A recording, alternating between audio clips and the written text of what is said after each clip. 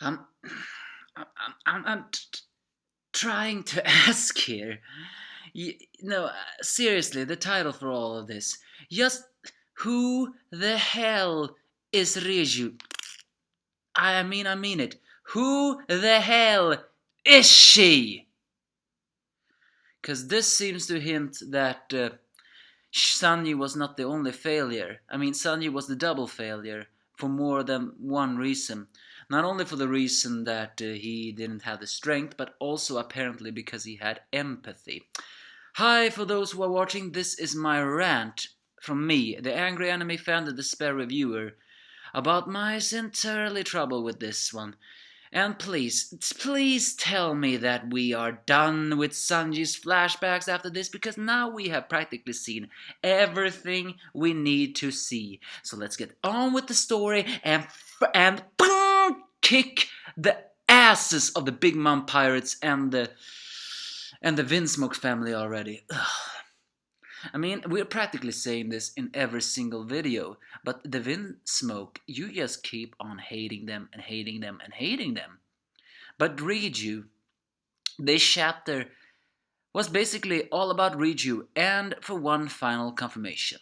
First of all, we see more about Sanji's flashback, how much he was, bullied and all that stuff. And apparently a long ago,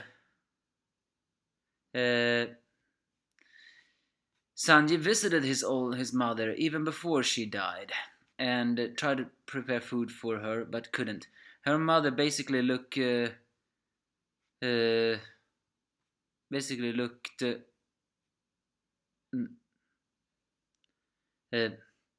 just like Reiju, and was very kind to him, saying she loved the food even though his food didn't really look like anything like that. And then she died. I wonder though, did she die perhaps because, well, she ate poisonous food? And it's during this time when Sanji got some cookbooks that he actually found the all blue. Unfortunately, his three brothers found up and still beat him up. And Reiju still tended his wounds but she did make it perfectly clear to Sanji again that she is not on her side. And now she confirmed something much more. Jonji, Niji, and Ichiji are assholes. They are complete and utter assholes, but not only because they are assholes, but because apparently they are beings of no empathy at all. I mean, Jonji had some quirk with that perversion, but now I'm actually beginning to get worried. Could it be that his perversion is actually a little bit more darker?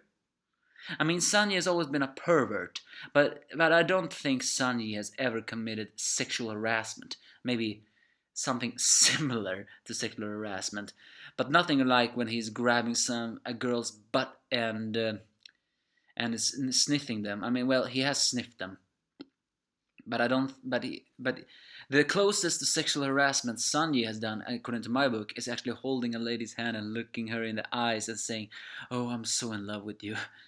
But Jonji, I'm beginning to think maybe Jonji is more of a rape kind of guy, because now it almost sounds like not a single of the three Vinsmoke's brothers have any quirk, because according to Reiju in this flashback, they are incapable of feeling emotions like sympathy and empathy.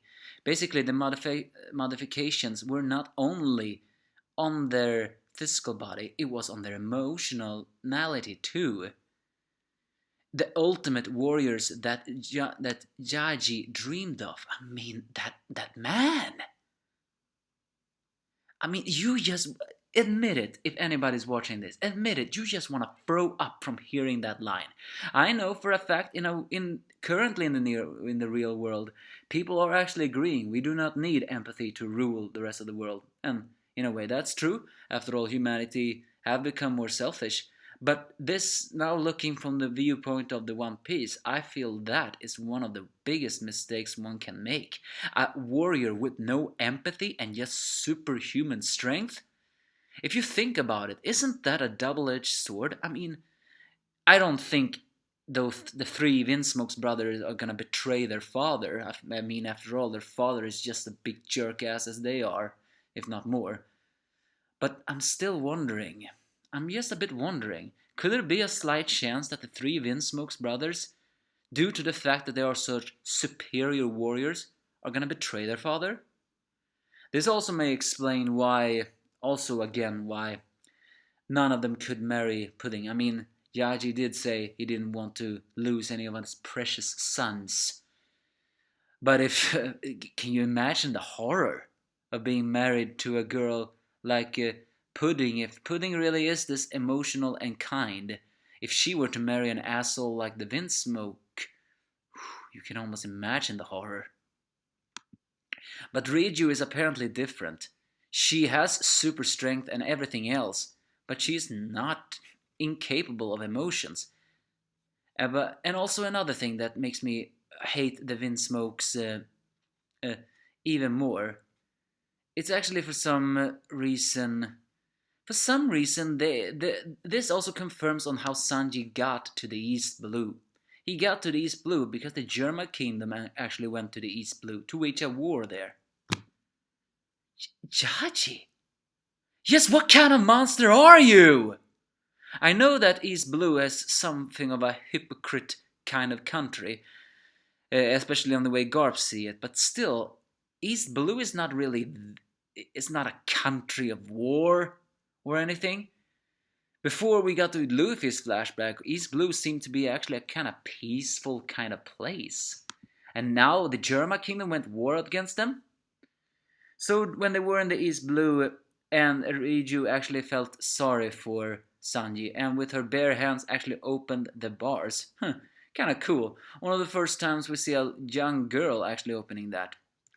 And so they waged war in an East Blue village called Kotsia.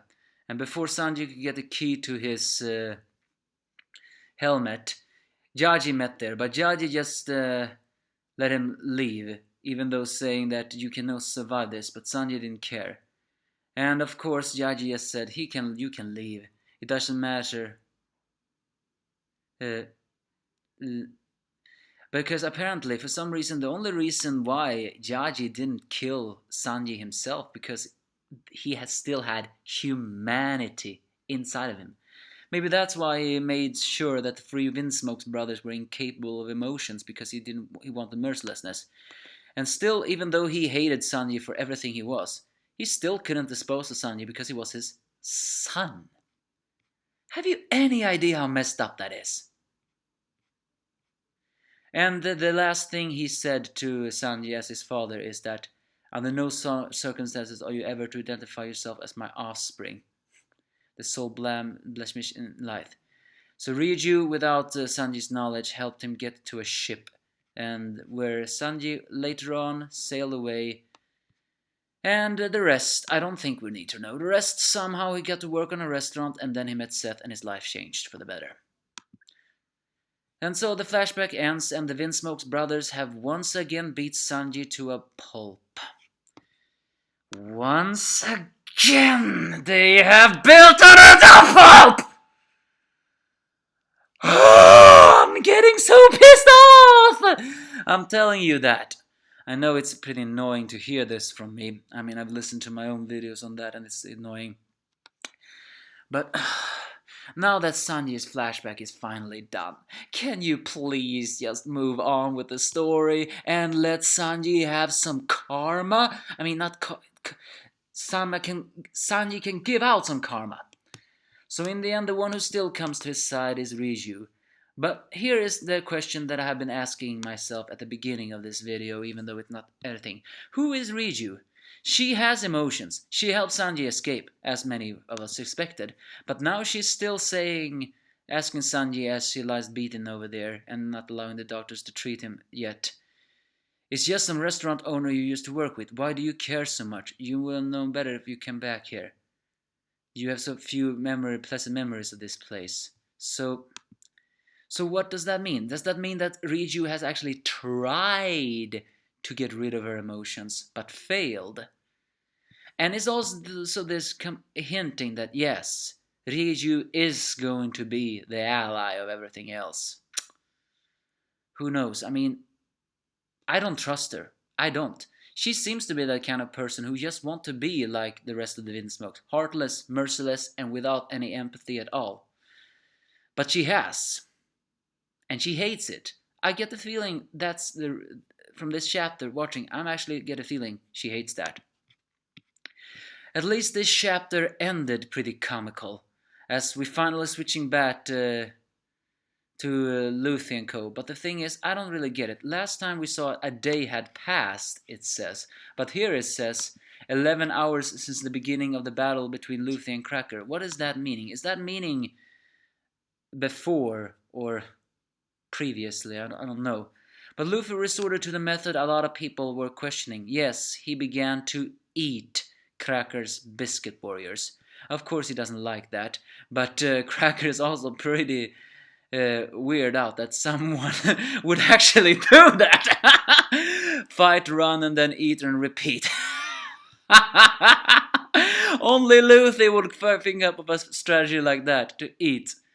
But this actually making sense. I mean, it was biscuits, so why couldn't he eat them? And Luffy's a rubber body, but now he's pretty fat. And Cracker's saying that you cannot win. I will just wait until his body explodes. Because according to Luffy, the Cracker's stamina is not finite.